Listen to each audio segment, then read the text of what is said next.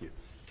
Well, good evening. I am delighted to be here this evening, and I want to begin by thanking Christian Heritage for the invitation to participate in tonight's debate. I find it always a delight to come back to Cambridge University, which in my mind is the closest thing to a scholar's heaven on earth that I can think of. And I also want to thank Dr. Ahmed for his willingness to join in the discussion this evening. It's my sincere hope that today's debate will be a significant help to you in your own thinking about this most important of questions. So, does God exist? Well, in order to answer that question rationally, we've got to address two further questions. First, what good reasons are there to think that God exists? And secondly, what good reasons are there to think that God does not exist? Now, I'll leave it up to Dr. Ahmed to present the arguments against God's existence. But I note that atheists have tried for centuries to disprove the existence of God, but no one's been able to come up with a successful argument. So rather than attack straw men at this point, I'll just wait to hear Dr. Ahmed's answer to the following question. What good reasons are there to think that atheism is true? Let's look then at the first question. What good reasons are there to think that God exists? Tonight I'm going to present 5 arguments in favor of God's existence. Whole books have been written on each one of these, and so all I can do is present a brief sketch of each argument and then go into more detail as Dr. Ahmed responds to them. So, number 1, God's existence is implied by the origin of the universe. Have you ever asked yourself where the universe came from? Why everything exists instead of just nothing? Well, typically atheists have just said that the universe is eternal and uncaused. But the idea of a beginningless universe faces severe philosophical and scientific problems. If the universe never had a beginning, that means that the number of past events in the history of the universe is infinite. But mathematicians recognize that the existence of an actually infinite number of things leads to self-contradictions. For example, what is infinity minus infinity? Well, mathematically, you get self-contradictory answers. This shows that infinity is just an idea in your mind, not something that exists in reality. David Hilbert, perhaps the greatest mathematician of the 20th century, writes, "The infinite is nowhere to be found in reality. It neither exists in nature nor provides a legitimate basis for rational thought. The role that remains for the infinite to play is solely that of an idea." But that entails that since past events are not just ideas, but are real, the number of past events must be finite. Therefore, the series of past events can't go back forever. Rather, the universe must have begun to exist. This conclusion has been confirmed by remarkable discoveries in astronomy and astrophysics. In one of the most startling developments of modern science, we now have pretty strong evidence that the universe is not eternal in the past, but had an absolute beginning about 13 billion years ago in a cataclysmic event known as the Big Bang. What makes the Big Bang so startling is that it represents the origin of the universe from literally nothing. For all matter and energy, even physical space and time themselves, came into being at the Big Bang.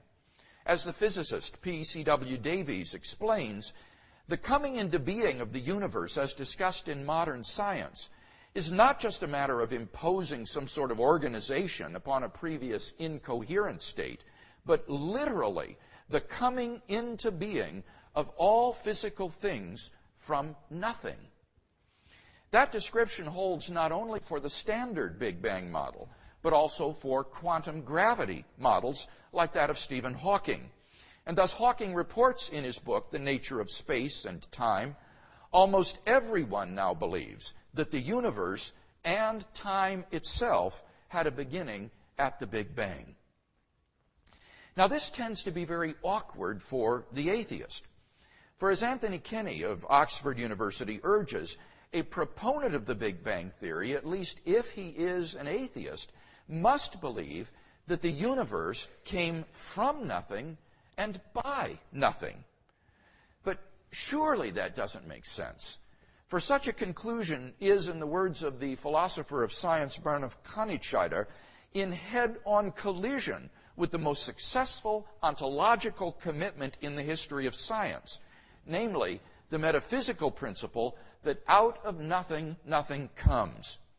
So, why does the universe exist rather than just nothing? Where did it come from? There must have been a cause which brought the universe into being. Now, we can summarize our argument thus far as follows. 1, everything that comes into being has a cause. And 2, the universe came into being. From this, it follows logically that 3, therefore, the universe has a cause. Now, as the cause of space and time, this being must be an uncaused, timeless, spaceless, immaterial being of unfathomable power. Moreover, I would argue it must be personal as well. Why? Let me give 2 reasons. First of all, this cause must be greater than the universe. Think of the universe, all of space and time. So the cause of the universe must be beyond space and time. Therefore, it cannot be physical or material. Now, there are only 2 kinds of things that fit that description. Either abstract objects, like numbers, or else an intelligent mind. But abstract objects can't cause anything. Therefore, it follows that the cause of the universe is a transcendent personal mind. Second reason, how else could a timeless cause give rise to a temporal effect, like the universe? If the cause were an impersonal set of necessary and sufficient conditions, then the cause could never exist without its effect. If the cause were permanently present, then the effect would be permanently present as well.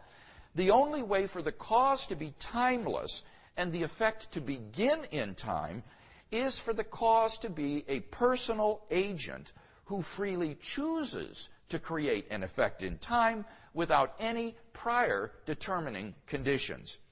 And thus we're brought not merely to a transcendent cause of the universe, but to its personal creator.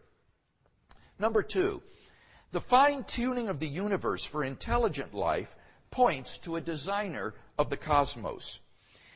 In recent decades, scientists have been stunned by the discovery that the initial conditions of the Big Bang were fine-tuned for the existence of intelligent life with a precision and delicacy that literally defy human comprehension.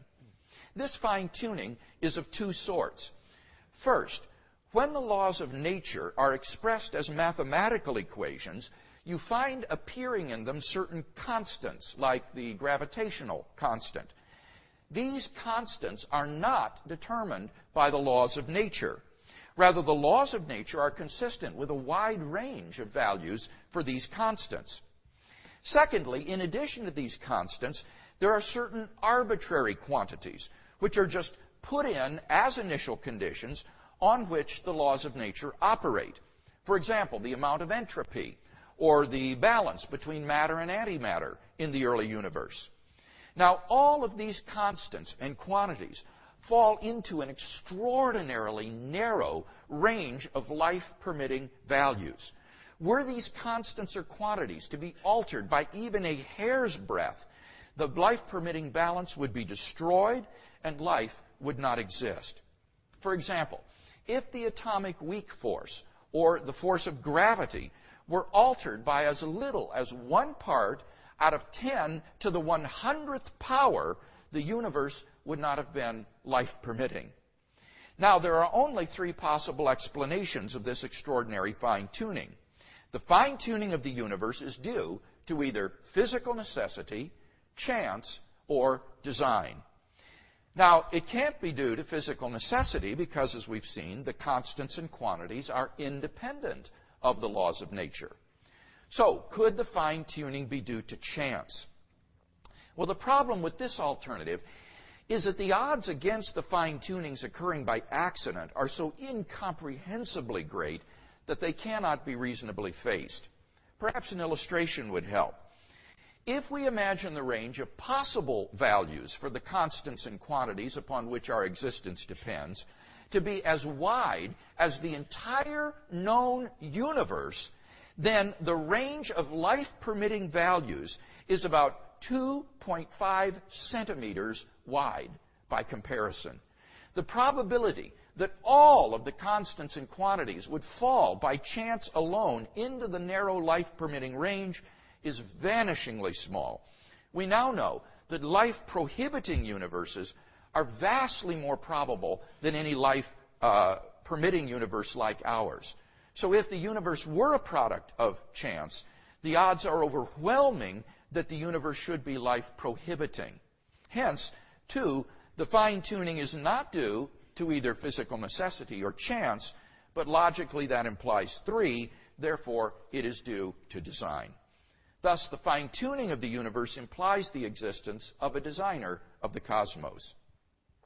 Number 3, objective moral values are plausibly grounded in God. If God does not exist, then objective moral values do not exist. By objective moral values, I mean values which are valid and binding, whether anybody believes in them or not. Many theists and atheists agree that if God does not exist, then moral values are not objective in this way. For example, Michael Ruse, a noted philosopher of science, explains, the problem, or the position of the modern evolutionist is that morality is a biological adaptation, no less than our hands and feet and teeth. Considered as a rationally justifiable set of claims about an objective something, ethics is illusory. I appreciate that when somebody says, love thy neighbor as thyself, they think they are referring above and beyond themselves. Nevertheless, such reference is truly without foundation. Morality is just an aid to survival and reproduction, and any deeper meaning is illusory. Friedrich Nietzsche, the great 19th century atheist who proclaimed the death of God, understood that the death of God meant the destruction of all meaning and value in life. I think that Friedrich Nietzsche was right. But we've got to be very careful here. The question here is not, must we believe in God in order to live moral lives? I'm not claiming that we must. Nor is the question, can we recognize objective moral values without believing in God? I think that we can. Rather, the question is, if God does not exist, do objective moral values exist? And like Professor Ruse, I just don't see any reason to think that in the absence of God, the morality evolved by Homo sapiens is objective. On the atheistic view, some actions, say rape, may not be socially advantageous, and so in the course of human development has become taboo. But that does absolutely nothing to prove that rape is really wrong. On the atheistic view, there's nothing really wrong with your raping someone. Thus, if God does not exist, objective moral values do not exist. But the problem is that objective values do exist, and deep down, I think we all know it. There's no more reason to deny the objective reality of moral values than the objective reality of the physical world. Actions like rape, cruelty, and child abuse aren't just socially unacceptable behavior. They're moral abominations. Some things, at least, are really wrong. Michael Ruse himself admits the man who says that it is morally acceptable to rape little children is just as mistaken as the man who says 2 + 2 = 5.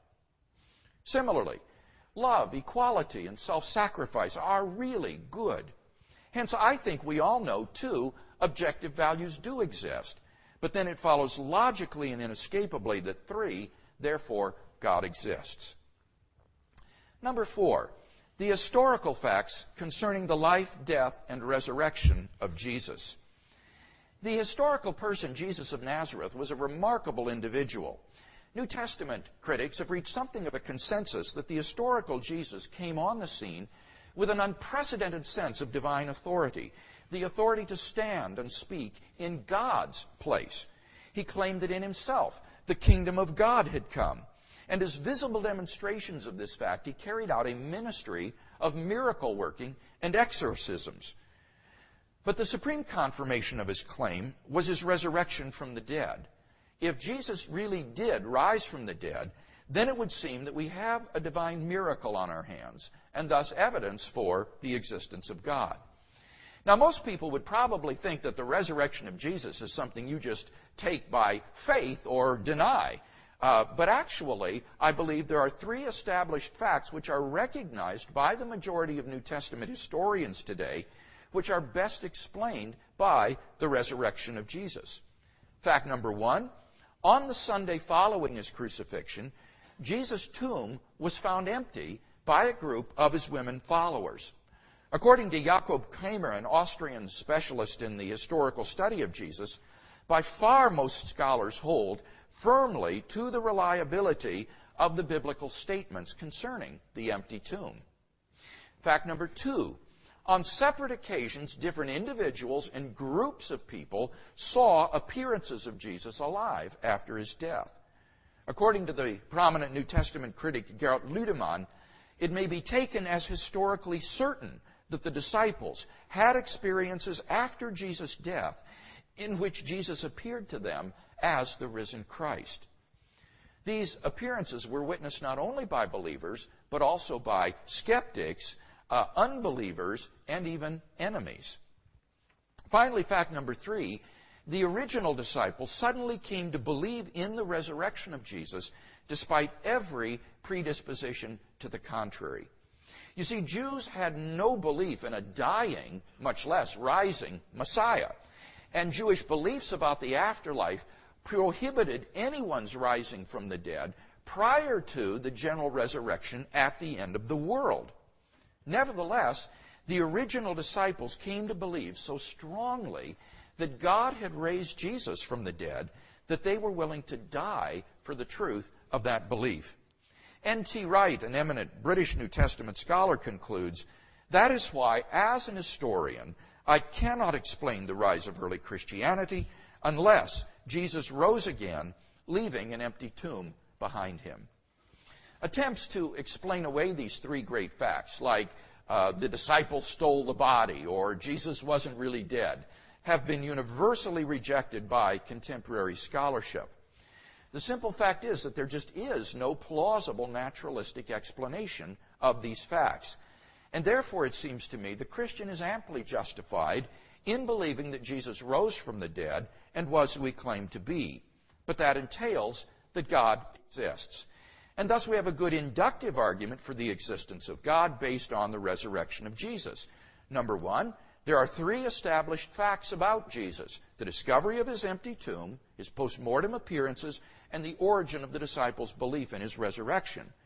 Two, the hypothesis God raised Jesus from the dead is the best explanation of these facts. Three, the hypothesis God raised Jesus from the dead entails that God exists. Four, therefore, God exists. Finally, number five, you can experience God personally.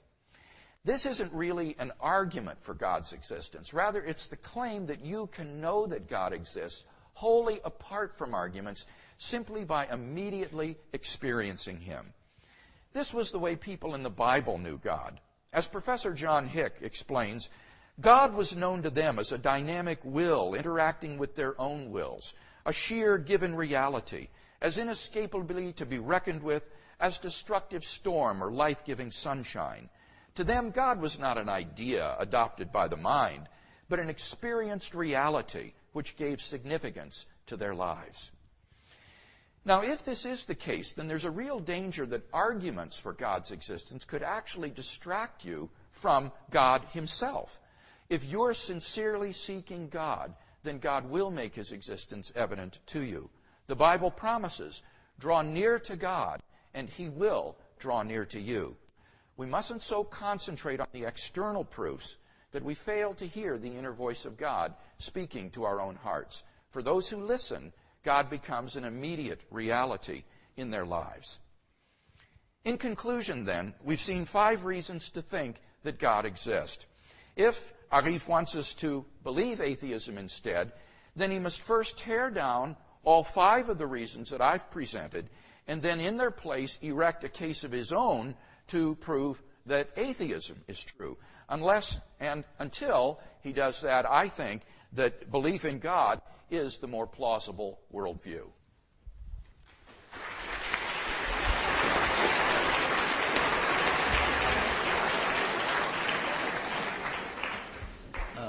Thank you very much, Bill. I'm now going to call on Arif to give his presentation. So over to you, Arif. You have 20 minutes as well. Thank you. Can you all hear me? Yes? And has everybody got a handout? Anybody hasn't? Are there any spare ones? Could you pass them along, please? Thank you. I think we're out of handouts. I think you brought 150, and I think we've exceeded the number. Unless you've got any spare ones. Okay, no. Thank you. I do apologise. The handout is in any case not necessary for the bulk of the first half of this part of my presentation. And I'll try to make the second half as clear as I can. Okay, well, I have to begin by thanking everybody involved in this. I want to thank Michael here for chairing the debate. And I want to thank Dr. Craig for coming and so graciously giving the talk that he did. And I also want to thank Ian Cooper, who was behind the impetus for this project. And I want to thank all of you for coming.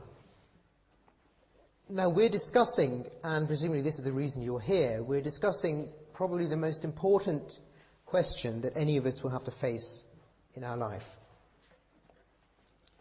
If what Dr. Craig says is true, if God exists, then you and I should change our lives. If I really believed what Dr. Craig believes, not going through the motions, not having tea with the vicar on Sunday, but if I really believed it, then I would change my life. This, therefore, is a very serious matter, and that fact, I think, has 2 consequences. The first one is that I don't really want to come here and convince you in half an hour or 40 minutes of talk so that you go and think, oh, silly me, of course God doesn't exist. The most important thing I want, and what I think will be the measure of success, and I hope that Dr. Craig agrees with this, is that you should all think about it for yourself. Don't think about what somebody else has told you. Don't think about what you were taught at Sunday school or what your teacher tells you or anything like that. Think about the matter for yourself and come to your own decision.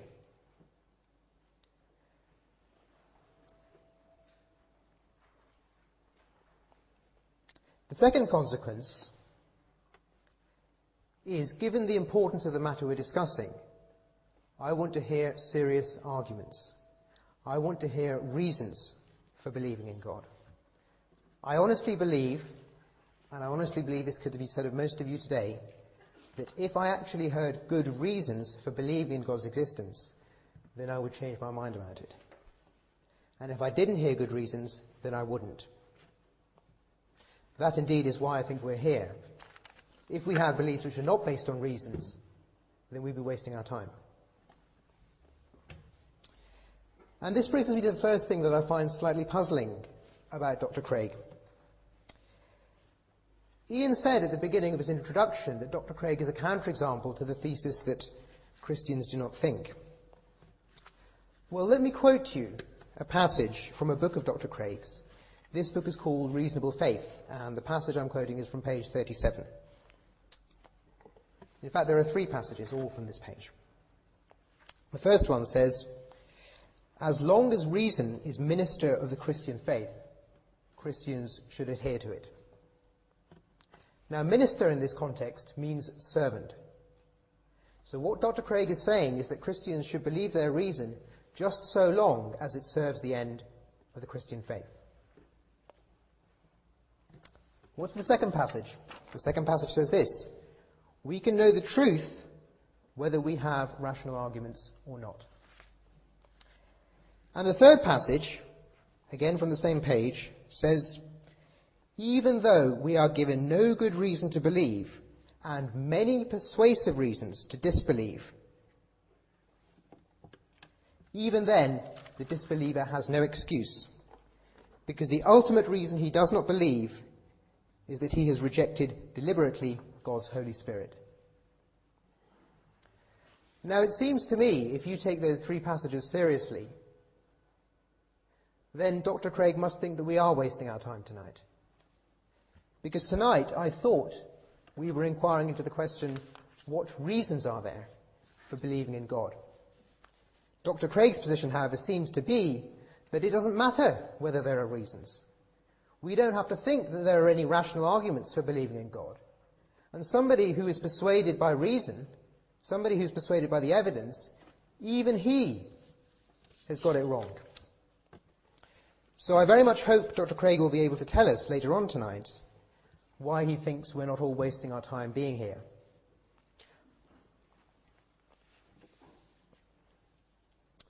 Now, I started off by saying that this is a very serious matter, and if what Dr. Craig says is true, then I'm going to change my life. And what that means is that I need to hear serious arguments. This is not an academic word game. This is not just fun. This is not the kind of thing you have chatting over a sherry in the SCR. No.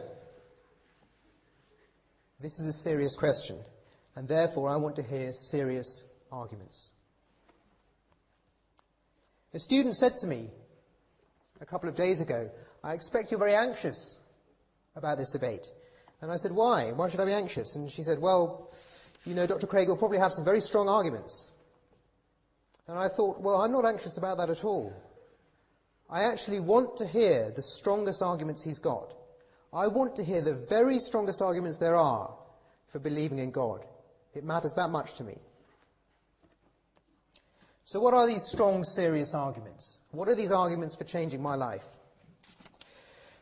Well, the first one, I've written some of these down. So the first one, Dr. Craig told us that the universe must have had a beginning because there can be no actual infinite. And there can't be an actual infinite because if you take infinity minus infinity, you get a contradiction. Now, as I said, I'm not here to play meaningless word games, and I'm afraid that that is a meaningless word game. It's perfectly true that as far as what are called cardinal numbers are understood, the notion of minus and plus isn't well defined. That doesn't mean the notion of infinity is contradictory. It certainly doesn't mean the universe had to have a beginning. It's very easy to refute this part of Dr. Craig's position. It could be true that before every event that took place, there was another one. That makes perfectly good sense. And if it were true, there's no first event. There's nothing for God to cause. Let me repeat that. Every event follows another one. I hope Dr. Craig can tell us later on tonight which of those 5 words he doesn't understand. But then he tells us modern physics confirms that the universe had a cause. Again, this is simply a misleading distortion. Some physicists, it's true, many I expect, think that time itself began about 15 billion years ago. Does that mean that there was some time before the universe began, when the cause of the universe, this person, was hanging around waiting to bring it about? No, it doesn't. All that it means is that at every time the universe existed, and there was no time before the universe existed. There was no time in which God could have acted. But let's suppose he's right about that. He's not, but let's suppose that he is. Does this mean that this being, or this cause of the universe, was a person? No, of course it doesn't. Dr. Craig gives 2 arguments for thinking it was a person. The first one is that it can't be physical, and the only non-physical things he knows of are abstract objects in human minds. It can't be an abstract object, therefore it was a human mind. Now, this is based on a philosophical view that was popular in the 17th century, known as Cartesian dualism, which is the view that human minds are not physical objects and are not dependent in some sense on physical processes. I hesitate to appeal to authority, but given the brevity of time that I have, I will have to, and say that the naivety of this view today is very well documented and needs no further comment from me.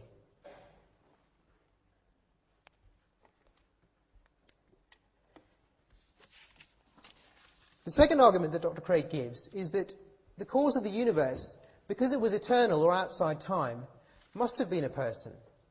If it wasn't, if it was a physical or, non-personal thing, how could it be just hanging around waiting to cause things? Well, it seems to me that all the persons and person-like things I know act in time. I've certainly never come across a physical thing that is outside of time, but I've never come across a person either that is outside of time. So perhaps Dr. Craig would like to give us a better reason for thinking that this object, which he still hasn't proved to exist, is indeed anything like a person. And even if it was a person, why should we think that this very same being that created the universe then hung around doing nothing for 15 billion years and then suddenly starts parceling out real estate and impregnating virgins? If Dr. Craig could give us a reason to believe that, I'd go away much happier tonight. Okay, now let's move on. Dr. Craig tells us that it's incredibly unlikely that these physical constants, which he says determine the beginning of the universe, permit life. I'm moving on now, if you want to look at Dr. Craig's handout, to what's called the fine-tuning argument. But what I want to know in answer to that question is where on earth he gets these probabilities from. Where on earth the idea comes from that it's incredibly unlikely that we should live in a life-permitting universe. Imagine somebody tossing a coin and it lands heads. And I say, wow, that's amazing. It must have been fixed. It was incredibly unlikely to land heads. And that's absurd. You say, why? And I say, well, there's millions of things it could have done. It could have landed on its side. It could have gone up into space and never come back. It could have turned into an elephant. It could have just vanished. There's millions of things it could have done, so it's millions and millions to one that it landed heads. Now, that would be really stupid. But what I'm saying is that I've plucked the probabilities out of thin air in that case, and I say Dr. Craig has plucked these probabilities out of thin air in this case.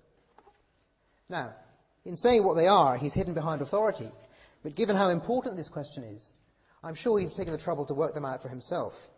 I'm sure he's taken the trouble to find out what the evidence is for assigning these probabilities. So I'd like to hear that tonight.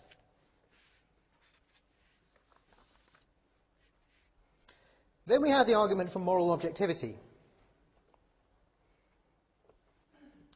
I'll come back to this in the next round and hopefully in the questions, but I will briefly discuss it now.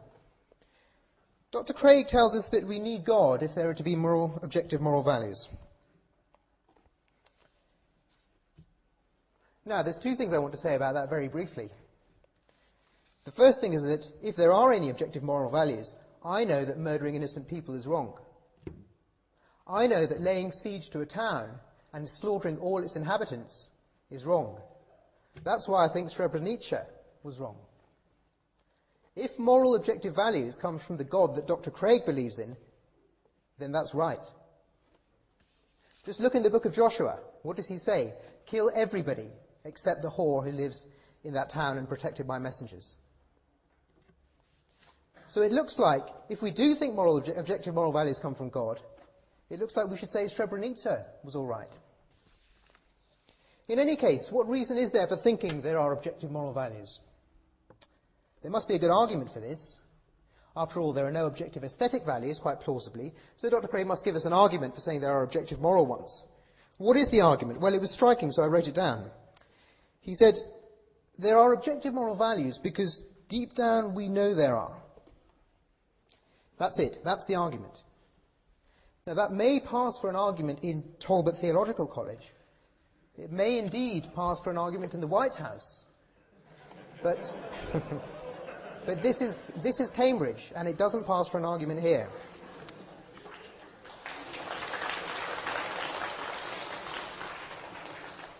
Next we have the resurrection. Oh yes. Now, this is a really extraordinary claim. We're told that we have huge amounts of evidence for saying that Jesus was raised from the dead and taken up into heaven. I just want to make 2 points about this. The first one is that if you have such an extraordinary claim as that, you're going to want pretty strong evidence. Hearsay is not going to be enough. Eyewitness testimony from about 1,500 people might just about do it. But then 1,500 people saw David Copperfield make the Statue of Liberty vanish. Nobody thinks it really did. Second point, of course, is that the source of evidence is pretty suspect. Let me give you one example from the Gospels.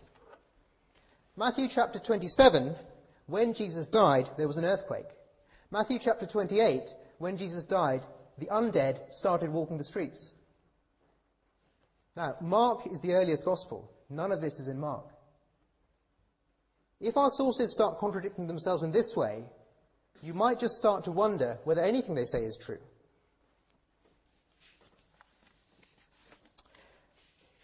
Now, the last argument Dr. Craig gives, he actually admits is not an argument at all.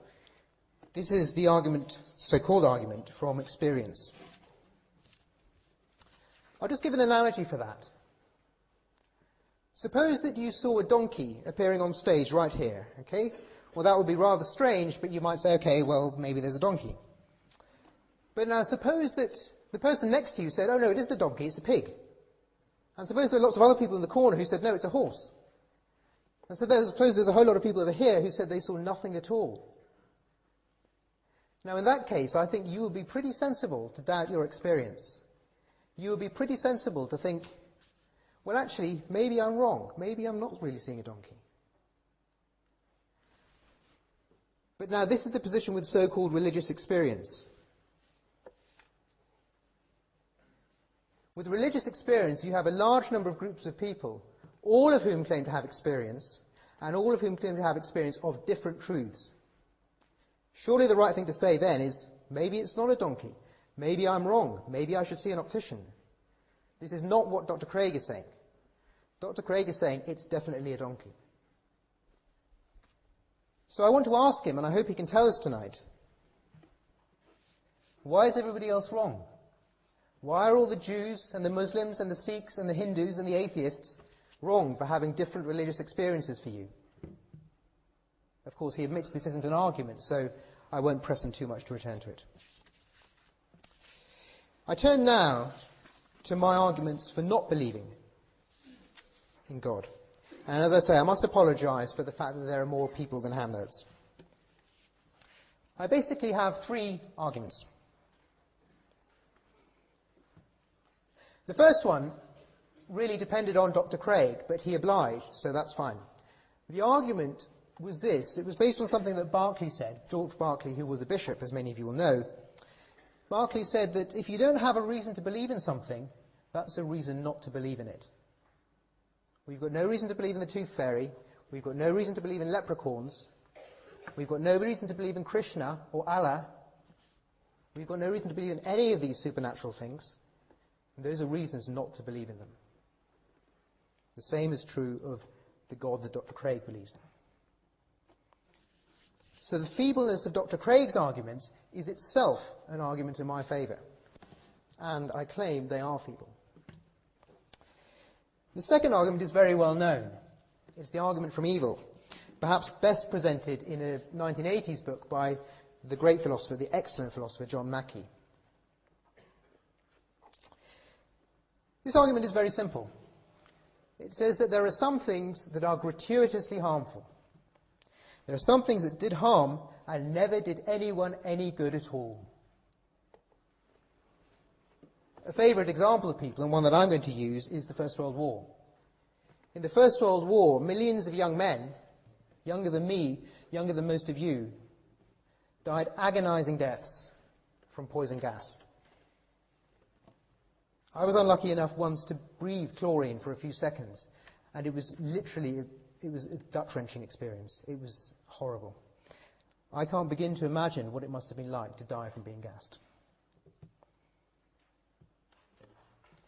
Now, if God's benevolent, couldn't he have made their suffering just a little bit less? And if he's so powerful, couldn't he have made their suffering just a little bit less without making anybody else suffer in recompense? Well, he didn't. So either he couldn't or he wouldn't. If he couldn't, he's impotent, or at least not as powerful as the God Christians believe in. If he wouldn't, he's either stupid or wicked. It seems to me that any reasonable view of the history of the world would give us far better reason for thinking that Satan is in charge around these parts, not Jehovah. My final argument, then, is, in a sense, the opposite of Dr. Craig's argument concerning objectivity, moral objectivity. And this is the argument that genuine belief in God, not, as I said, tea with the vicar, but genuine belief in God, actually warps our moral views. It actually makes us think that things are right, which only a sick pervert would think is right. I gave you an example in the handout, which was this. The example was that in the Iran-Iraq war, children would be sent to walk across minefields by the Iranian government. And the mullahs who sent them would give them little plastic keys and say, you walk across the minefield, and if you get blown up, it'll be great, because these keys are the keys to paradise. It's not just Islam. Israel and Christians have done this too. The Israeli Defense Force bombs schools, murders children, bulldozes hospitals for a small piece of land, simply on religious grounds. Now, this is all sick for me. It's not just wrong, it's sick. But if you believe in a God who gives us an afterlife, then there is nothing wrong with it at all. What is wrong with removing somebody from this vale of tears, especially if you make them a martyr? You're doing them a service. As I said on the handout, Harold Shipman, Fred West, Hitler, Stalin himself, they're no worse than somebody who fast forwards through the video, through the trailers on the video, so you get to the film. Now, I don't think any of you actually believe that in your hearts. I think you agree with me. So it seems that I've run out of time. It seems that I've demolished all of Dr. Craig's arguments, unless he has something to say about that, which I'm sure he will. And I've given you 3 easy reasons not to believe in God. So thank you very much.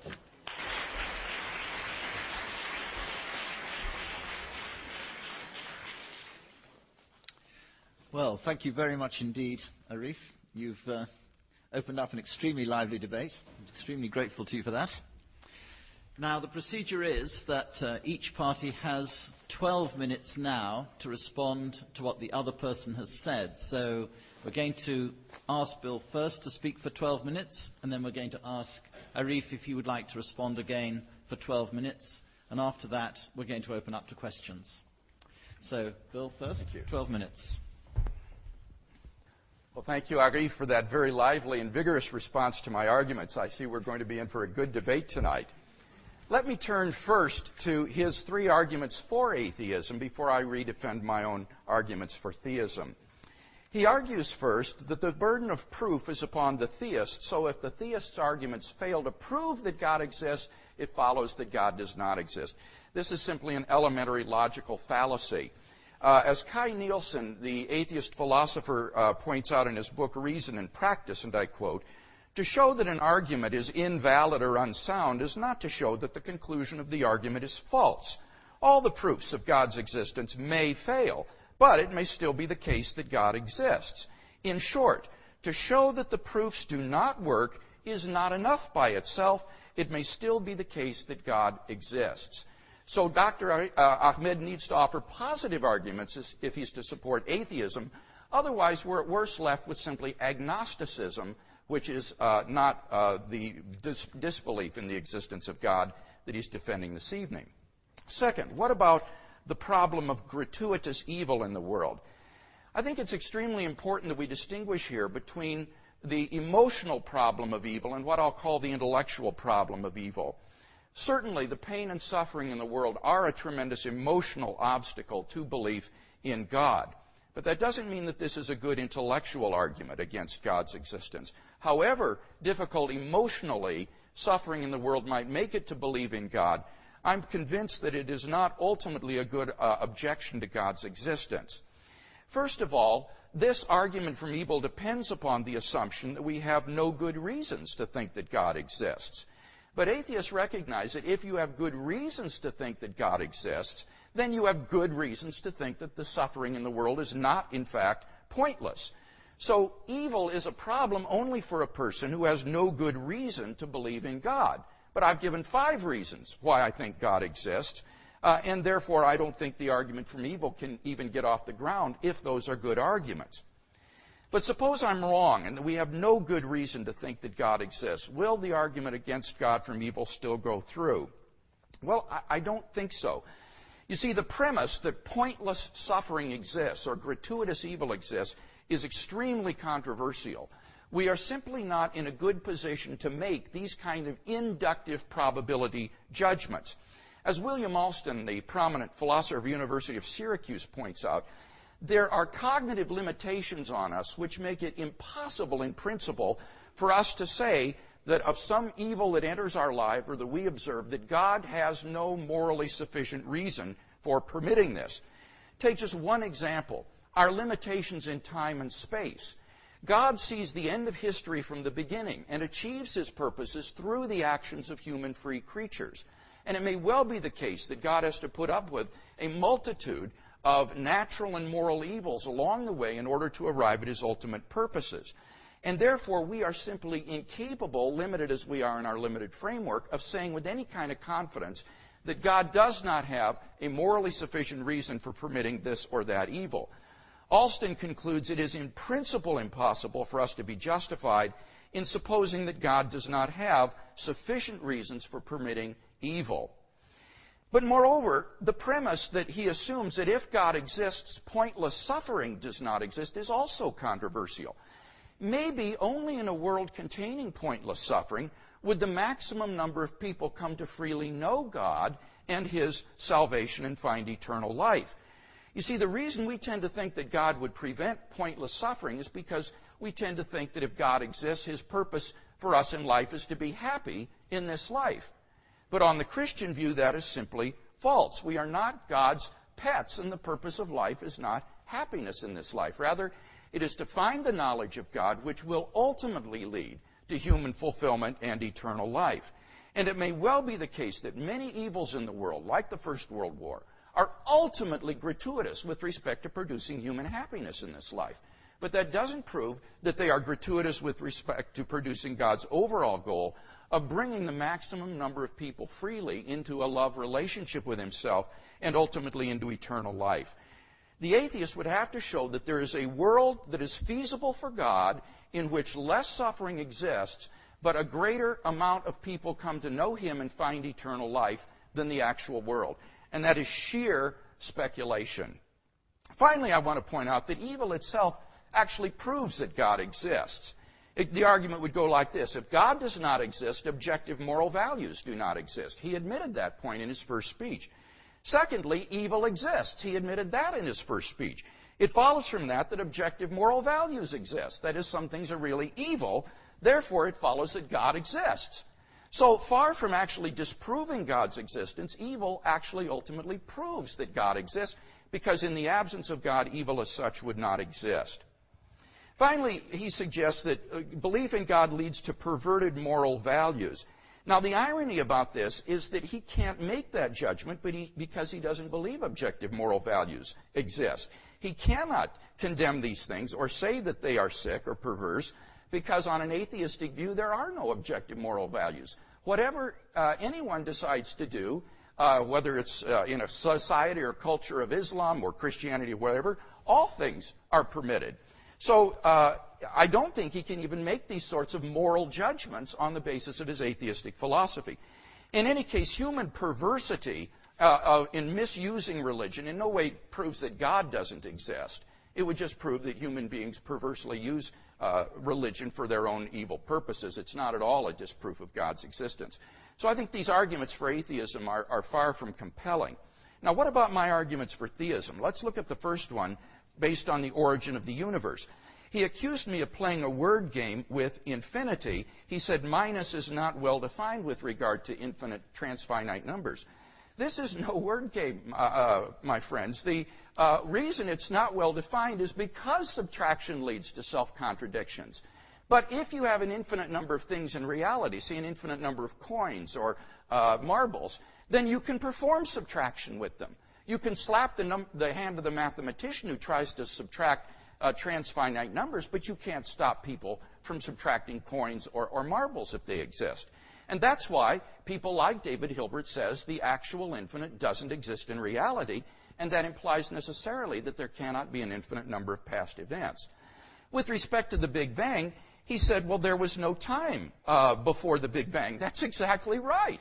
That was my point. Time and space come into beginning at the existence of the Big Bang. As Barrow and Tipler, the physicists, point out in their book Anthropic Cosmological Principle, at this singularity, space and time came into existence. Literally nothing existed before the singularity. So if the universe originated at such a singularity, we would truly have a creation out of nothing. And so I think we've got good philosophical and scientific evidence for that key premise that the universe began to exist. And that implies that, therefore, there must be a transcendent cause of the universe. Now, he said, you can't have a transcendent person because dualism is naive, and I don't even need to refute it. Well, that's far too slick. The fact is that there are many fine philosophers today who believe in the existence of mind. Just to name a couple, Karl Popper and Sir John Eccles, one of the greatest philosophers of science of the 20th century and a Nobel Prize-winning neurologist, in their book, The Mind and Its Brain, defend interactionism, dualism. Indeed, if my argument is correct, it's an argument for dualism. It's an argument that there can be independent minds. So he's got to do more than that to deny it. He says, well, why think that this cause is the Christian God? Well, that is my argument based on the resurrection of Jesus that suggests this being has revealed himself in Christ. So I think this first argument goes unrefuted. Both of the premises are unrefuted in the case tonight. What about the argument from fine-tuning? Here he doesn't deny premise 2 that the fine-tuning can't be explained by chance or natural necessity, but he simply says there isn't any fine-tuning. He denies it. Well, here I want to quote simply from Martin Rees, who is of the Institute of Astronomy here in Cambridge and the Astronomer Royal of Great Britain. He says, the laws governing our universe appear to be finely tuned for our existence. Everywhere you look, there are yet more examples. Wherever physicists look, they see examples of fine-tuning. You can't escape this argument by trying to deny that fine-tuning exists. I gave specific examples, and these probabilities are calculated by calculating the range of values that are possible with the life-permitting range. And as I say, it's fantastically improbable that they would all fall in the life-permitting range. What about the existence of objective moral values? Here he says, well, you gave no good argument for objective moral values. My argument is that you reflect on your own moral experience. This is the way in which ethicists do moral theory.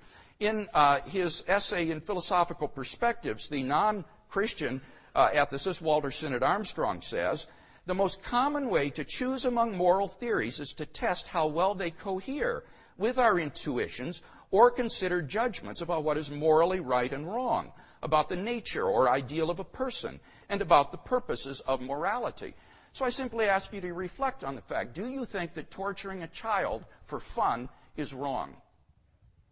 Do you think that that is objectively morally wrong? The atheist cannot say that, because in the absence of God, we're just animals. And these kinds of activities go on all the time in the animal kingdom. So if you believe with me that there are indeed objective moral values, it follows logically that God exists. And note, you can't even judge against things like the slaughter of the Canaanites or these other things that he says are sick unless you presuppose some objective standard of morality. What about the resurrection of Jesus? Here he disputes Matthew's story of the resurrection of the saints in Matthew 27. But that's just bad historical methodology. Even if I grant that we're unhistorical, Matthew's editorial addition to the Markan account does nothing to disprove the Markan account. And that's why most New Testament historians recognize those three facts that I mentioned. And if he disagrees with the majority of experts on this area, he needs to give us good reasons why. As for his argument that the resurrection would require extraordinary evidence, well, I think we do have pretty good evidence for this. But moreover, this is simply a fallacious argument. The existence of the resurrection doesn't require extraordinary evidence if the resurrection itself is not highly improbable. And I don't think there's any theory of probability which would show that the hypothesis God raised Jesus from the dead is improbable. What's improbable is that Jesus rose naturally from the dead. But the hypothesis that God raised Jesus from the dead is not at all improbable, I think. And therefore, I think, given the evidence for the empty tomb, the post-mortem appearances, and the origin of the Christian faith, we have very good grounds for believing that Jesus did rise from the dead and was who he claimed to be.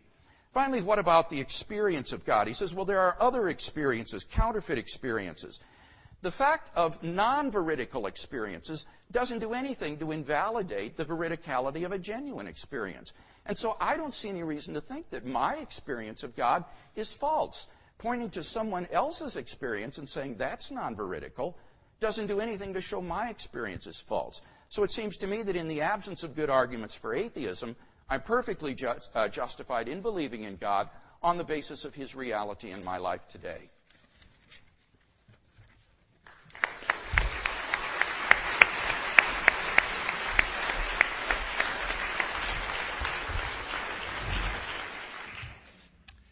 Thank you, Bill. And we're going to turn now back to Arif to have his second round of 12 minutes to respond to that. So over to you, Arif.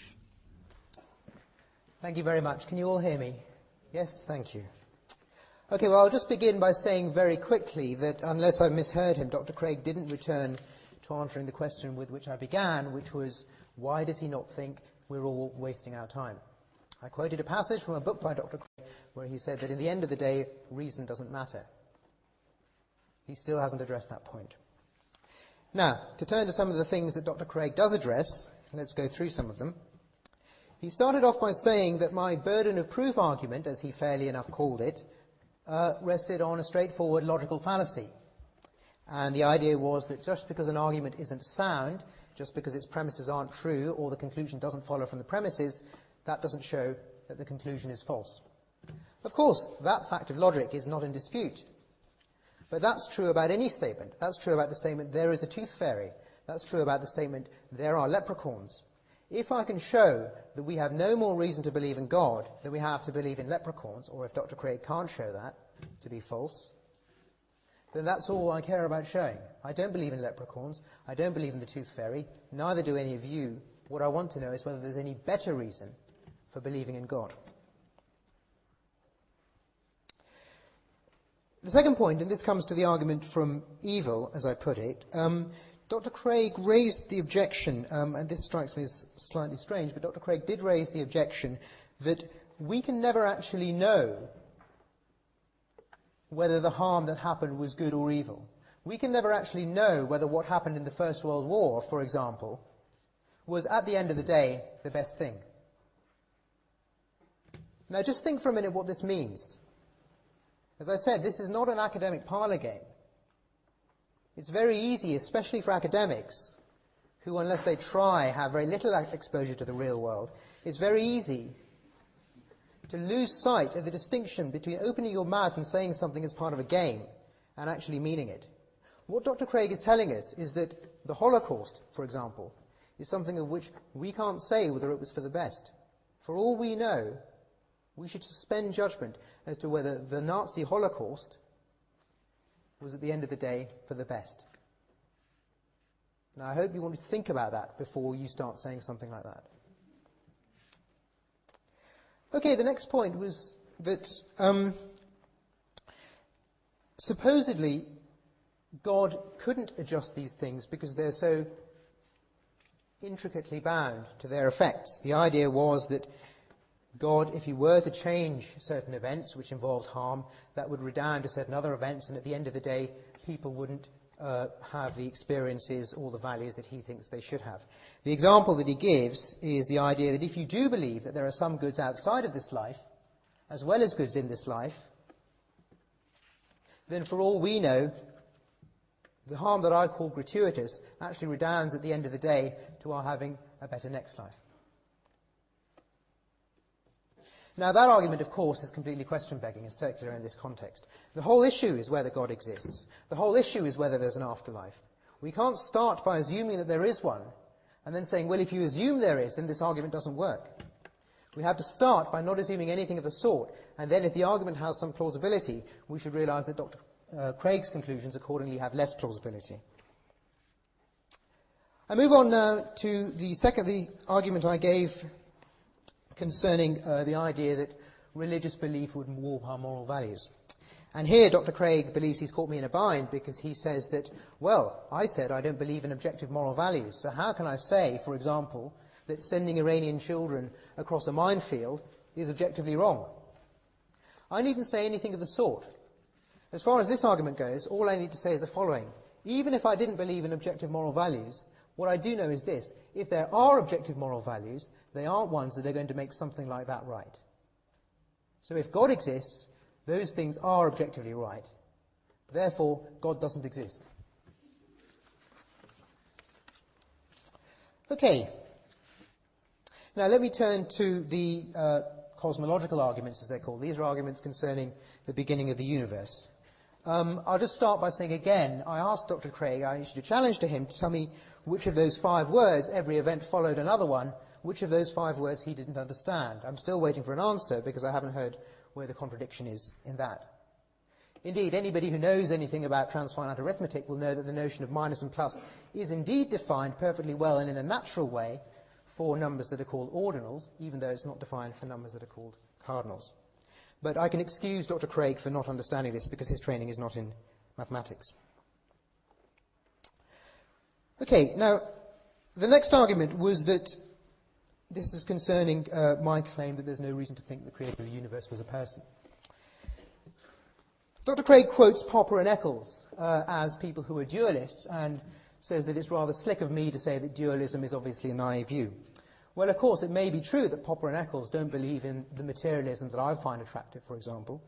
Nevertheless, it's also true that Popper and Eccles, being scientifically minded, believe that whatever human minds are, they are dependent upon, even if not identical with, physical matter. That claim is enough, I claim, to say that Dr. Craig still hasn't given us any reason to think that whatever it was that created the universe, this non-physical entity, was anything like a human mind. Okay, we come now to the teleological or fine-tuning argument. This is the argument which, if you recall, is that it's incredibly unlikely that we should be living in a life-permitting universe. And I'd just like to say a little bit about this. Dr. Craig, again, resorted to 2 tactics. One of them was appeal to authority. The other one was appeal to metaphor. What I would like to know is whether there are any good empirical reasons whatever for assigning one probability rather than another to saying that the so-called fine-tuned constants have the value that they do. What did he say? Again, I wrote it down. He said that we work out the probability by considering the range of possibilities and then finding out the proportion of that range occupied by life-permitting universes. I can do that with a coin. There is a whole range of logical possibilities. It's logically possible that the coin should vanish. It's logically possible that the coin should turn into an elephant. It's logically possible that the coin should land on its side. I can make 10 million logically possible scenarios in which the coin doesn't land heads. So by Dr. Craig's argument, we should be just as amazed that coins land heads as we should be that the universe exists. Okay, I move on now to the issue concerning objective moral values. Really, this is very simple, and I don't see what the dispute is at all. There are 2 points here. The first point is that if there are objective moral values, it would be absurd to think that they're grounded in God. It would be absurd to think, whatever objective moral values are, that they are ones that make a variety of things right. Let's consider what these things are. Destruction of towns, rape, murder, the killing of people for the practice of homosexuality. If there are objective moral values, they aren't things that make those things right. And second, I can perfectly well say that it's as wrong as you like to rape children, or whatever other examples Dr. Craig gave, without thinking that they are in some sense objective. I can value things as much as I like, without thinking that they are in some magical or metaphysical sense objective. Those 2 claims come quite sharply apart, and Dr. Craig, again, is merely playing with our emotions by using particularly distasteful examples, as he does. Then we come on to the issue concerning the resurrection. One point that I must apologize to Dr. Craig for not bringing up earlier on, simply because I forgot, was simply to dispute his claim that the resurrection is, as he says, unique in Judaic history. The resurrection is no such thing. I'm not a biblical scholar, as is probably evident by now, but I can think off the top of my head of 2 examples of resurrection in the Old Testament. There's one of them, which is in the first book of Kings, chapter 17, when Elijah resurrects a child. And the other one is in the first book of Samuel, as I call it, the first book of Samuel, which is the famous Witch of Endor passage. So it seems to me to be false that resurrection occupies quite the unique place that Dr. Craig says it does. However, he also seemed not quite to grasp what I was saying about reasons for thinking that we should have extraordinary evidence for this. So I'll just try and make it a little bit more graphic. I read a newspaper on Sundays called The News of the World. It's my favourite newspaper. And in it, there's a column called Captain Cash. And what he does is people write into him with various claims. They say, oh, this has happened, can you send me some money, Captain Cash? So somebody might write saying, oh, Captain Cash, my blind, one-legged granny was mugged and they stole her crutches. Can you send me £100 for some more? And he'll write back saying, yes. Usually he makes a pun, so he'll say, I'll stump up the cash or something like that. Yeah? That's why I like reading it. Well, what sometimes happens is that people send in requests which are absurd. And usually when they send in absurd requests, they end up asking for more money as well.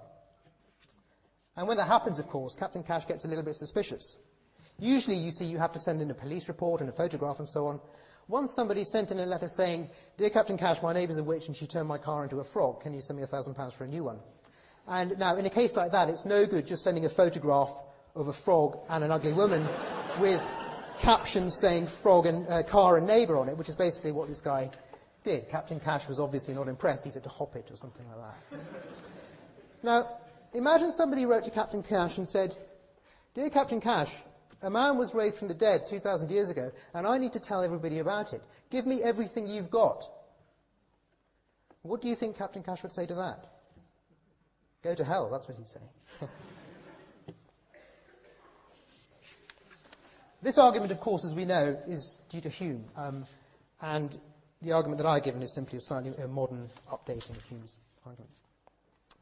Now, finally, we get to the argument from experience. Dr. Craig actually came out and admitted, so I admire him for his honesty, he came out and admitted that all the religious experiences of the Jews, the Muslims, the Hindus, the Sikhs, the Buddhists, and the atheists, they're all wrong. All these people are wrong. So perhaps Dr. Craig could give us a reason, not something deep down, a reason for thinking that the vast majority of the world's population who have had religious experiences have got it wrong, and he's got it right. It's simply question-begging to say that these other experiences are non-veridical, these other experiences are false, so that doesn't cast any doubt on my experience. Just think of the donkey case. Isn't it sensible to say, in the donkey case, maybe I'm wrong, maybe I should change my mind? And it's not either as if different people have different experiences of the same thing. As I'm sure Dr. Craig would agree, Christians and Jews disagree fundamentally. Christians and Muslims disagree fundamentally. All three of them disagree fundamentally with Buddhists, for example. They have incompatible experiences. Only one of them can be true. And I think I've given you reason for saying that it's mine. Thanks very much.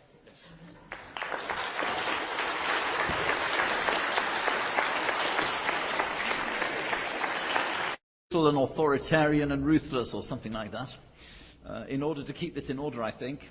But the rules are that you have 30 seconds to give us your question, and then there will be 2 minutes to the person to whom it's addressed and 1 minute for the other person to respond before we go to another question. The first question will go to Bill, the second question will go to Arif, and we will go to and fro until we run out of time. So I hope that's clear. So if we could have if people who would like to ask a question in 30 seconds to Bill putting up their hands first. I will take the first question, which will go to Bill. I think you were over here first.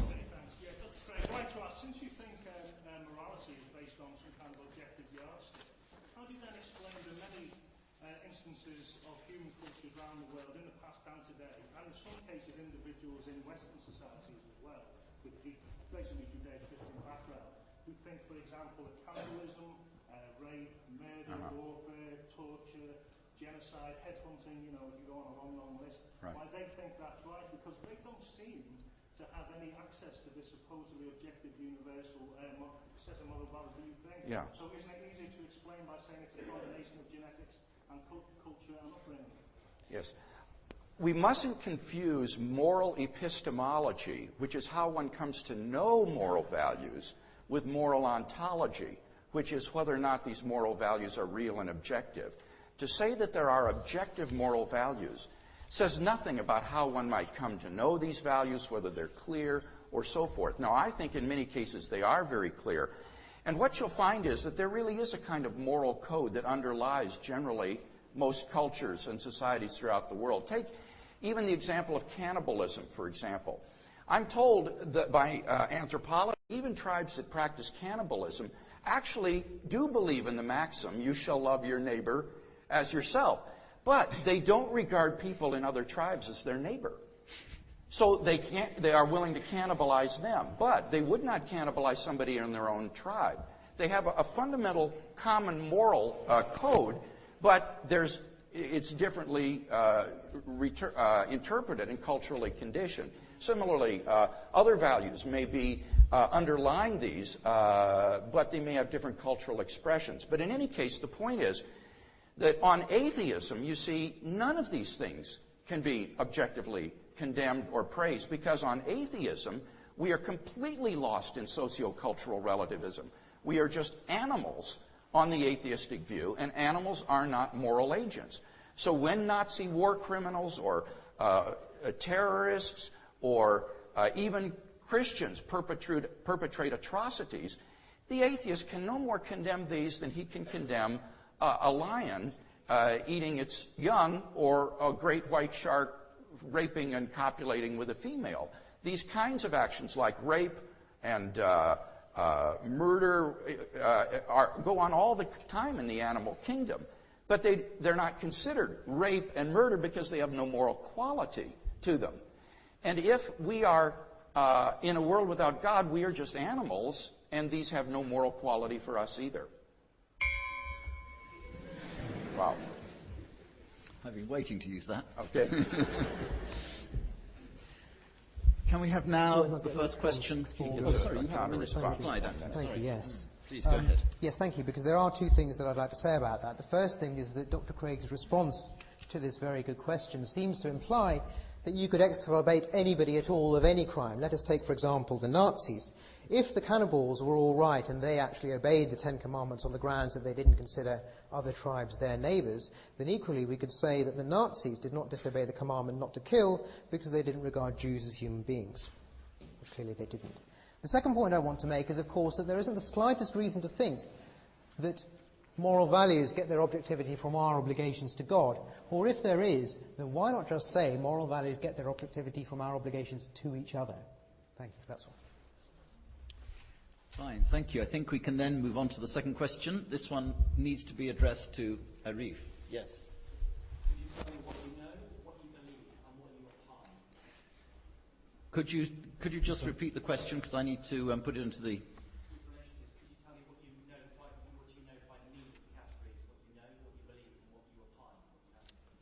Would you mind repeating the question as you understand Yes. it? It would help me. Thank you. The question as I understood it was that I was being asked to distinguish between those things that I know, those things that I believe to be true, and those things that I opine. Yes? Okay, well, if I take the distinction between belief and opining simply to mean the distinction between beliefs that I hold firmly and beliefs that I hold tentatively, then I would say the things I know are the things for which I have empirical evidence, i.e. the testimony of my senses. The things that I believe are the things for which my senses give me some reasonable degree of believing them, plus various other things that I happen to believe which I recognize to be unreasonable, as Hume showed. The things that I opine are various matters of speculation. So I may opine that it's going to rain tomorrow, and I certainly opine that Australia will win the Ashes because I put a bit of money on it recently. But I hope those examples give you an answer to the kind of thing you want.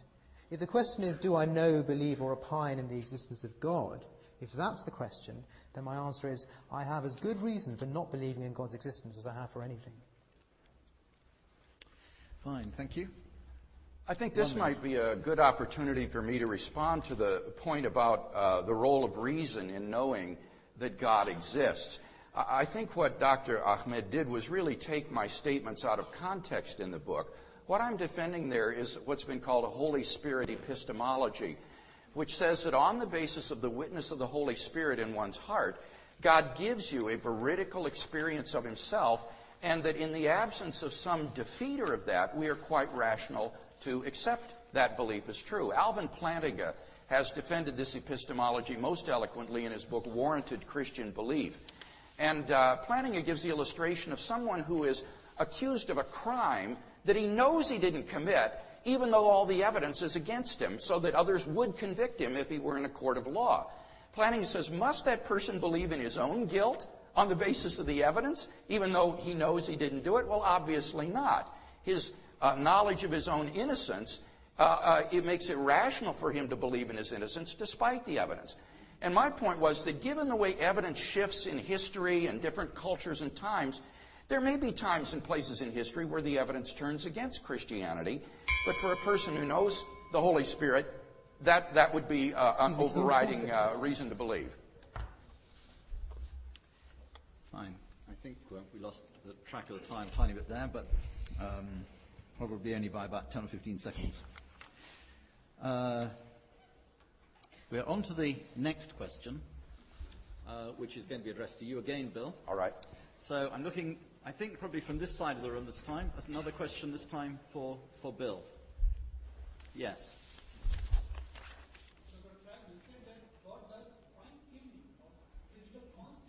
Yes.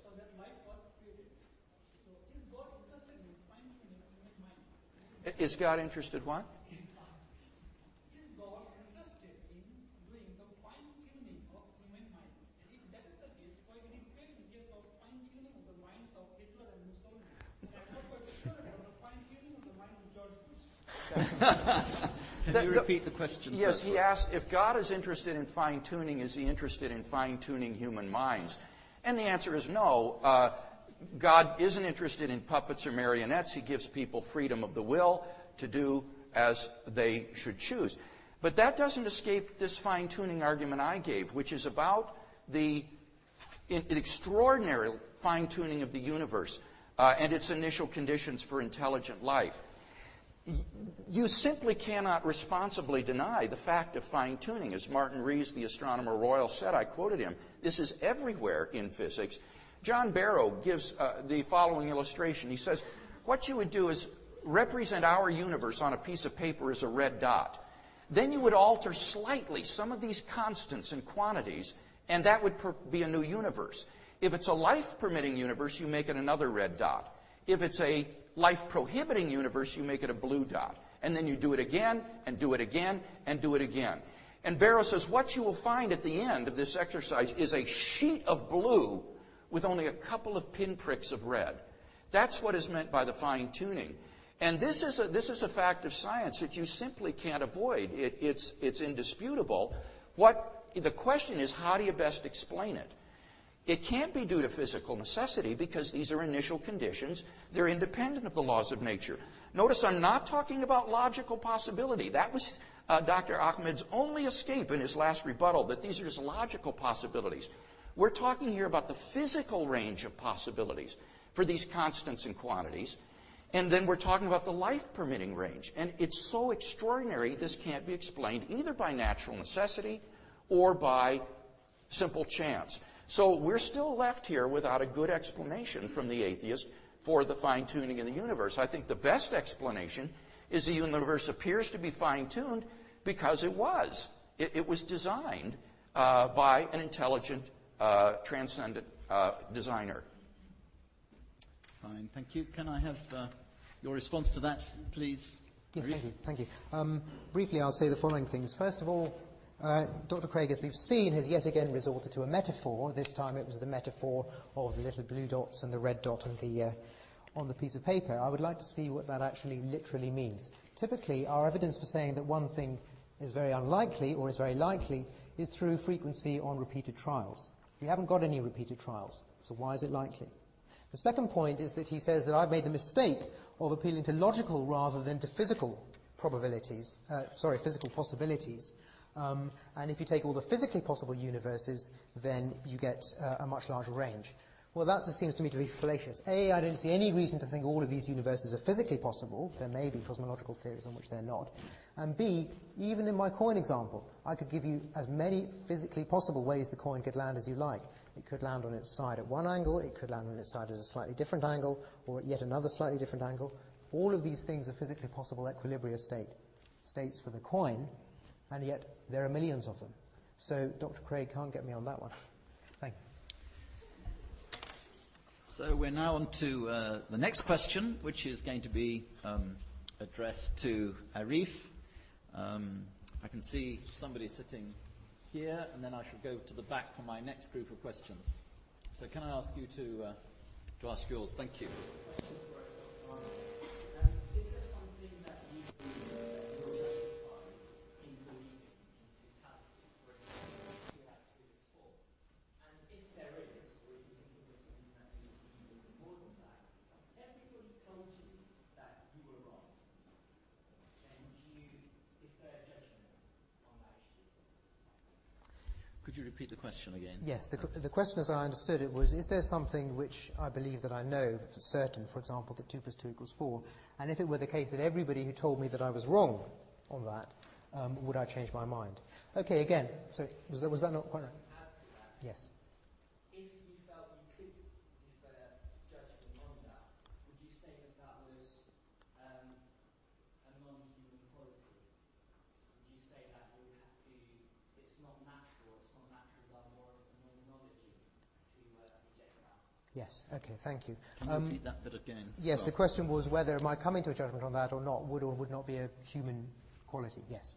Okay, so there are 3 things I want to say to that. First of all, there are, of course, things that I know pretty much for certain, as certain as I can be. For example, that 2 + 2 = 4. And the reason that I know that 2 + 2 = 4 is simply because I've looked on my fingers. But another good reason, if you wanted one, really, was its logical provability. And I could show you, if you wanted, how it could be proved by logic. The second question would be, if it were the case that everybody else said I was wrong, would I think I was wrong?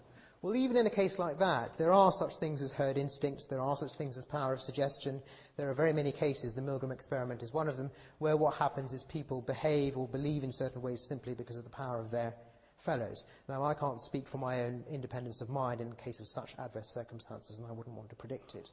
The third thing that I want to say is that even though that's so, that doesn't make it, in some cases, always rational to stick to what you're sure of. There are plenty of things that we're sure of, but we don't have the slightest reason to believe, I think, and therefore it's simply a feature of our animal natures that we believe them. This is a slightly separate issue. I mean, I could discuss Hume, who showed this quite conclusively, I think, later on if you wanted, but the point I'm making now is that it is a regrettable but inevitable feature of our human nature that there are some things we believe but can't help believing. Religion isn't one of them. We can drop it. Thank you. Well, you have 1 minute. I don't have anything to say about that question, so let me use my minute to respond to what Dr. Ahmed said in response to my argument from the beginning of the universe. He agrees with the first premise that anything that comes into being must have a cause. Now, has he given you any good reason to think that the universe did not begin to exist? I gave the philosophical argument against the possibility of an actually infinite number of things, and he simply insisted here that subtraction is not well defined for transfinite numbers. But the reason it's not is because you get self-contradiction. So this is prohibited with transfinite numbers, and I do know what I'm talking about here. But in reality, if things exist in reality, it's easy to subtract them. So it follows from that to avoid contradictions, there cannot be an actual infinite number of things. Moreover, we've got tremendous evidence from contemporary cosmology for the origin of the universe from absolutely nothing. And every attempt to avoid this has failed. So if Dr. Ahmed is really as open to the evidence as he claims that he is, he ought to believe that second premise, that the universe began to exist. It is clearly more probable than it's contradictory, and it seems to me that he ought to therefore accept the existence of a transcendent creator. You just escaped my gong. So the next question is going to come to you, Bill, and I'm going to look at the back half of the audience this time. Yes. With the fairer hair just behind in the red shirt. Yep. That's you. Yes. Just like to clarify, is the God that you are defending a good God and a loving God, or is he a God who is the source of all and therefore the source of evil as well? Because if he is a good and a loving God, then I might be swayed by the other guy's icon. Sorry.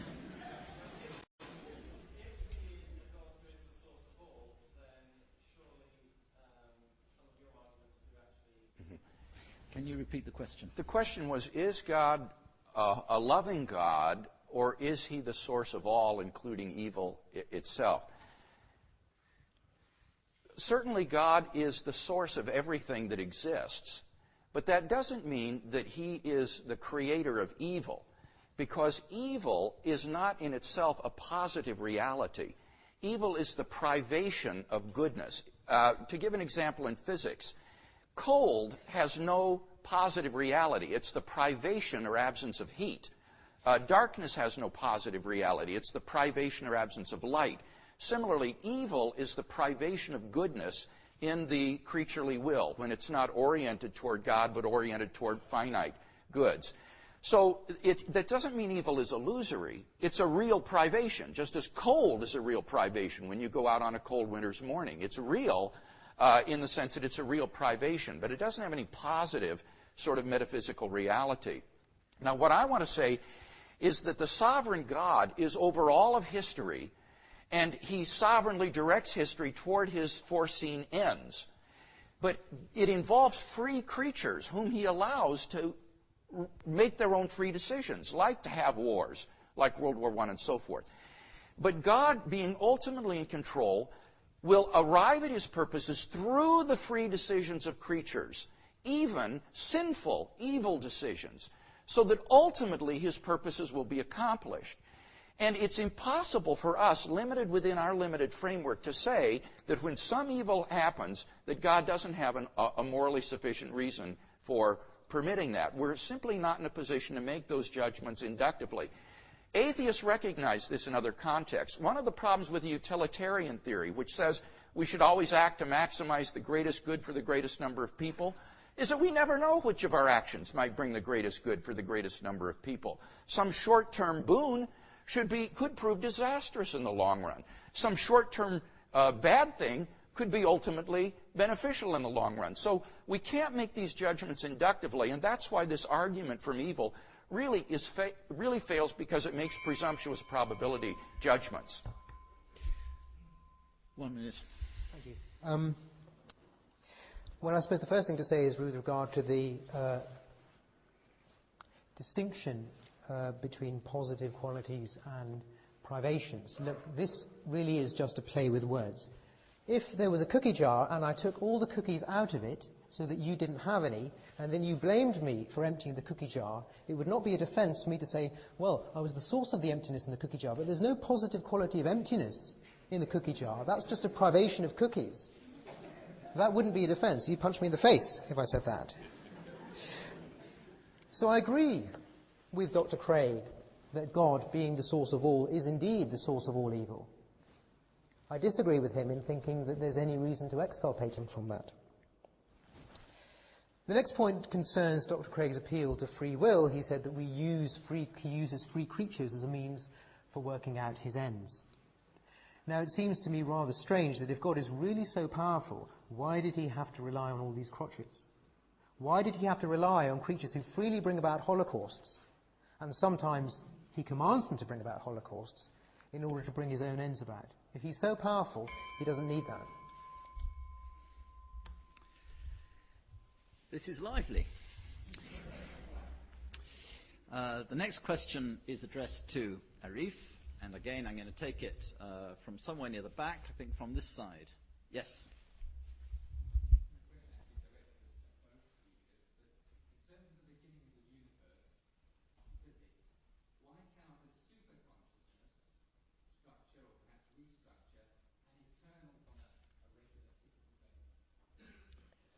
Can you repeat the question again, please? Yes, the question was, what reason is there to think that the doctrine that the universe had no beginning is incompatible with the doctrine that the universe had a cause? Is that correct?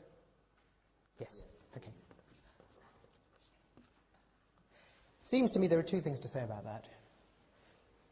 The first thing is that all the instances of causation that we're acquainted with are causation in time. Now, I don't mean by that necessarily that the cause always precedes the effect, though in almost all cases it does. When you switch on a light, at a light switch, the light goes on almost instantaneously, but in fact it's not quite instantaneous. It takes a tiny millionth of a second to turn on. Maybe sometimes there are cases of simultaneous causation, I don't know.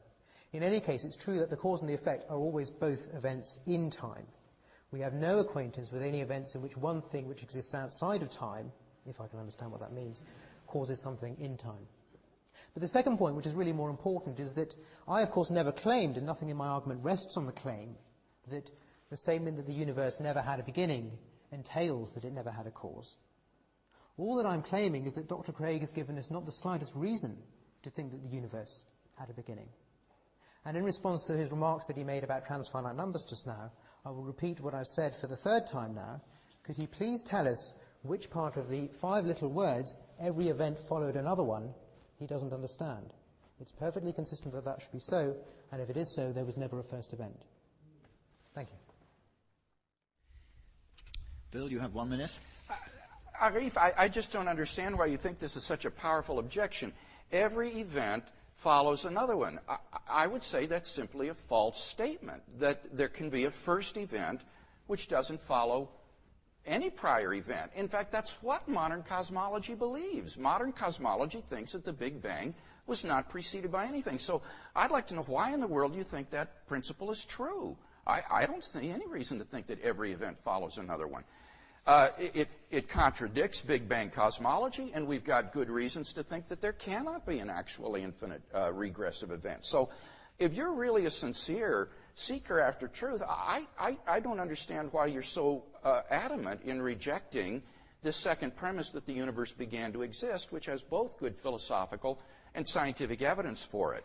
Let me also address this question: why would God rely on these free creatures to achieve his ends?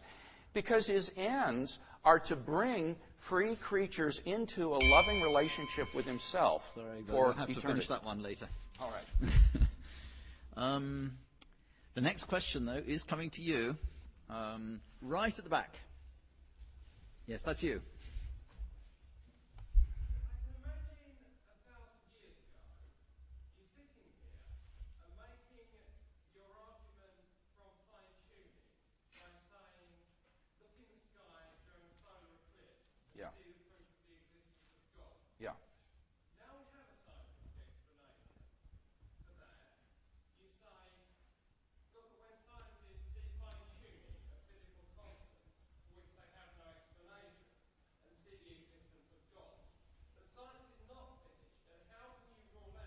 Yeah. Sorry, I think probably the question is clear. Yeah. Bill, can you repeat it? Yeah. Do you want me to repeat it, you say? Yep. Okay. The question is, how can one be sure that science will not ultimately come to give an account of the fine-tuning, as in the past it's given account of other phenomena that seemed extraordinary in nature? Well, this is, of course, the uncertainty that's involved in any sort of scientific argument. And one wonders, are there reasonable prospects to think that these initial conditions might be explained by physical necessity? Remember, that was the one alternative, in addition to chance, is could there be some physical necessity? And I think the pattern of discoveries here with regard to the fine-tuning makes it very unlikely that any final theory will ultimately be able to do away with the fine-tuning. Ernan McMullen, who is a prominent philosopher of science who has written on this, says the following. He says, it seems safe to say that later theory, no matter how different it may be, will turn up approximately the same numbers. And the numerous constraints that have to be imposed on these numbers seem both too specific and too numerous to evaporate entirely. A dozen or more constraints have been pointed out. Might they all be replaced? It surely seems a very long shot. So I think most theorists think that even the final theory, the ultimate theory of everything, a unified theory of forces, is still going to involve a fine-tuning, and that therefore it's very improbable that we'd be able to show that this is physical necessity. The constants are too numerous, too specific to think they're all going to just vanish by some ultimate theory. And so they really do cry out for explanation, and I don't think can be just sort of wished away. If we go on the basis of empirical probability, which is one of Dr. Ahmed's principles, I think as the evidence stands now, it is highly probable that the universe has fine-tuning and cannot be explained by physical necessity. We need some other explanation. Yes. Arif, 1 minute. Thank you. Well, I'll begin by addressing the last point. The only source of empirical evidence that we have for assigning one likelihood rather than another is repeated trials. If I have a die and it's got 6 sides, we might say it's got a chance of 1/6 of coming out with a 6. But supposing you roll it 20 times and it comes out 6 every time, you'll think it's probably loaded. Right? You can't simply establish these probabilities a priori. And if you strip away all the metaphors and the appeals to authority, Dr. Craig has given us not the slightest reason to think we have any previous empirical trials. I turn now to the issue about cosmology. I agree with the questioner that, with something that was implied by the question, that Big Bang cosmology is, I guess, I don't know enough about it to be authoritative, but I guess one of the most speculative parts of science that there is. We really just don't know what new observations will bring. We really just don't know if, in the end of the day, we'll end up with a Big Bang theory or a steady-state theory or something else. At the moment, we just don't know. The last thing I'll say is to repeat a point which Dr. Craig still seems not to understand, which is simply that the doctrine that the universe and time itself began 15 billion years ago makes it highly misleading and distorting to say that if you don't believe in God, the universe came out of nothing. I gave you an extra 10 seconds. So we're on to the last question, I'm afraid, which is going to be addressed to Arif, and then there's going to be a 3-minute summary from both sides to finish off. So one last question. I'm going to take it from the lady up there.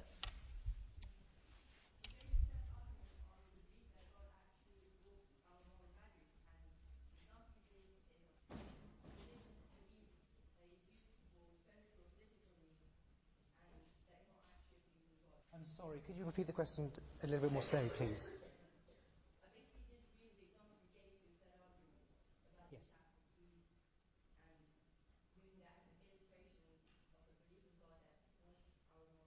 Yes, good, thank you. Can you repeat the question? Yes, the question was that the questioner disagreed with the example I gave, the example being the one concerning Iranian children being sent across minefields during the Iran-Iraq war. And she said that that involves a confusion of the distinction between moral values that emanate from God and religion being used for various social purposes. That's the correct summary, isn't it, of your question? Okay, thank you. I agree with the distinction. Of course, it's true that we have to distinguish between the moral imperatives and objectives that are entailed by belief in God and whatever various uses these moral objectives and imperatives are put to. For example, the Roman Catholic Church, I believe, was a stalwart defender of fascism, and indeed the present Pope served a Nazi government, but that doesn't necessarily mean that the Bible itself has consequences which are in favour of fascism, though I wouldn't definitely rule out that it didn't. Despite the fact that the distinction is a good one, it nevertheless remains the case that if you believe in an afterlife, there is no particular reason to value this life. If you're flying a plane into a skyscraper, and you think that when you fly it into the skyscraper, you're going to go to heaven and have 72 virgins to do what you want with, well, that's a pretty good reason, I think, for a lot of poor, dispossessed people to go and fly planes into skyscrapers.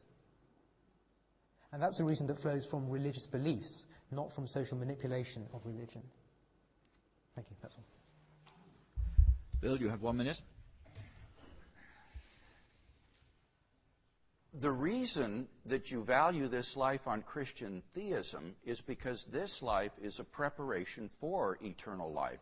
You're going to spend eternity somewhere, and this life is the veil of decision-making in which you will determine your eternal destiny. And so this life is extraordinarily important in what you do during this lifetime. And to point to misuses of religion only underlines human perversity. It shows that the best and most beautiful things in life are twisted by human beings to their own evil ends, and that doesn't do anything to disprove God. But remember, on the atheistic view, we're just animals, and therefore there are no objective moral values. There are no right and wrong. You can't condemn anybody. You can't condemn the Nazi war criminal, the South African apartheid, the racist, the Ku Klux Klanner, even the American crusade against evil. None of this can be condemned on the atheistic view because there aren't any objective values.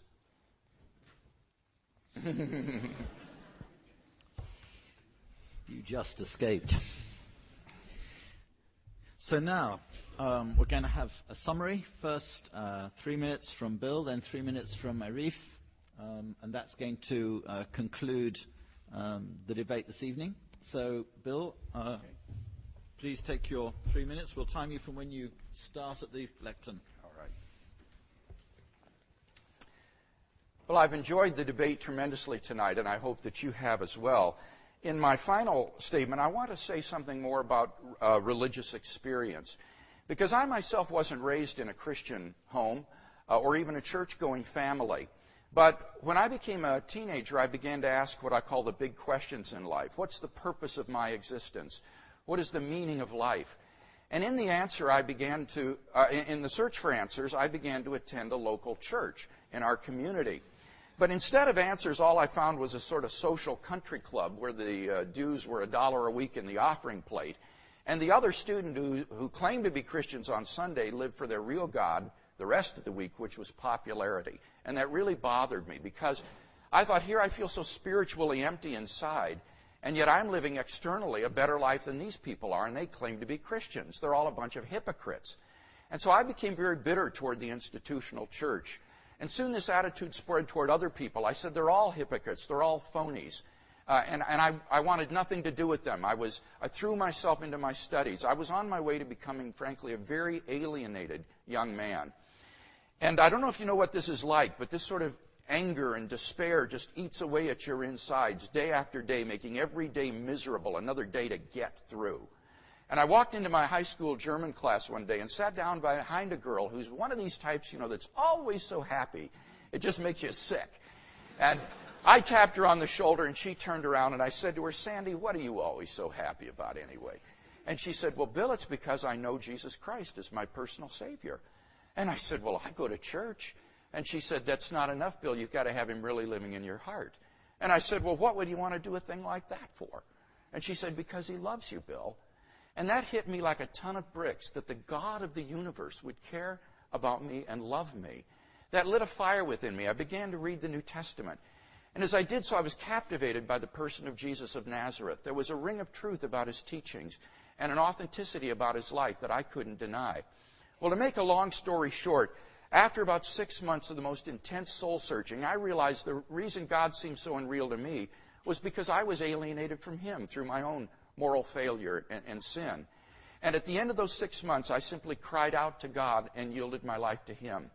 And as I did so, I felt this tremendous infusion of joy, like a balloon being blown up until it was ready to burst. I rushed outside. It was a warm evening. You could see the Milky Way from horizon to horizon. And I thought, God, I've come to know God. And God became a living reality for me in that moment, a reality that I've walked with now for year by year for over 30 years. And I believe this is a reality that anyone can find who will seek him with an open heart and an open mind. As we've looked at the arguments tonight, I think there are clearly good arguments for existence of God. And the arguments on the other side, I think, are not at all compelling. I find that Christian faith, Christian relationship with God meets not only the demands of my head, but also the demands of my heart. And if you were to ask me why I believe in God, I would give you not only the arguments from the beginning of the universe, the fine-tuning, the existence of objective moral values, the historical evidence for the resurrection of Jesus, but also the undeniable reality of his presence in my own life, a reality that I think any of us can find if we will simply seek him with an open mind and an open heart. And so I would encourage you to do just that.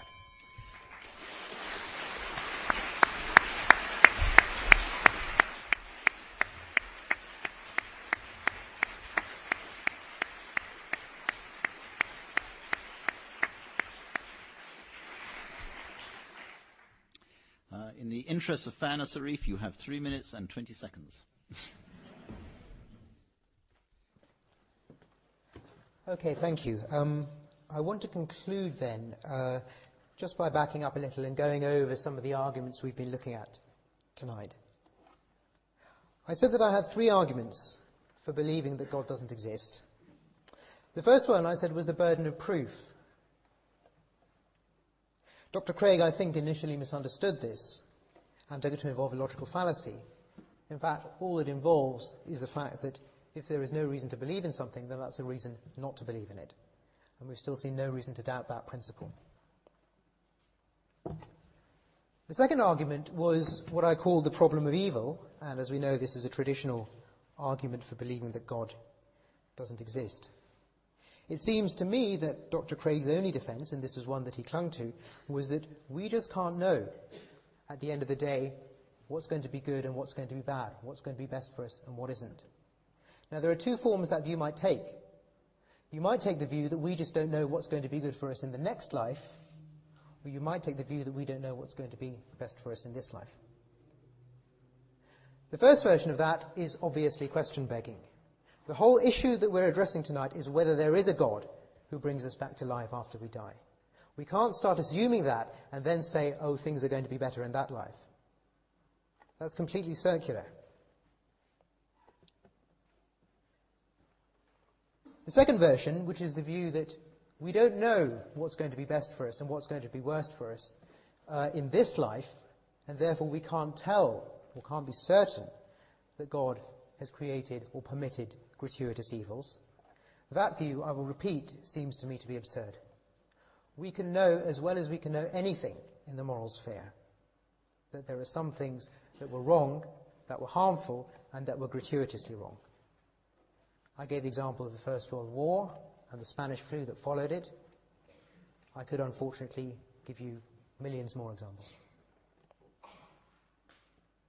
The final argument was that religion results in a twisted moral universe. And I believe that this remains true. Dr. Craig pointed to the fact that there are some people who twist religions to their own ends. And I don't doubt that. There certainly are people who twist religion to their own ends. But that just because somebody has moral views which we find repulsive doesn't mean that they've twisted religion to their own ends. Just read what the Word of God says. Just read what the Bible says. Read the clear injunctions that you find in all the scriptures of many religions, though not all, across the world. They typically involve killing people who don't believe in the same thing as you. They typically involve an afterlife, which means that this life, being less valuable, is one which in many circumstances should be sacrificed, and indeed that of others should be sacrificed. I think it's quite plausible that the Crusades have a very good theological justification.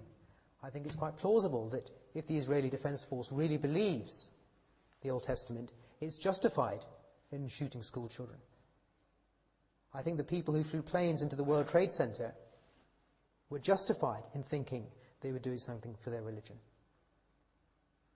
Dr. Craig has given us no reason to doubt these propositions, so I remain convinced of my third point, that religious beliefs warp our moral worldview. That concludes the 3 arguments that I have against religion. Thank you.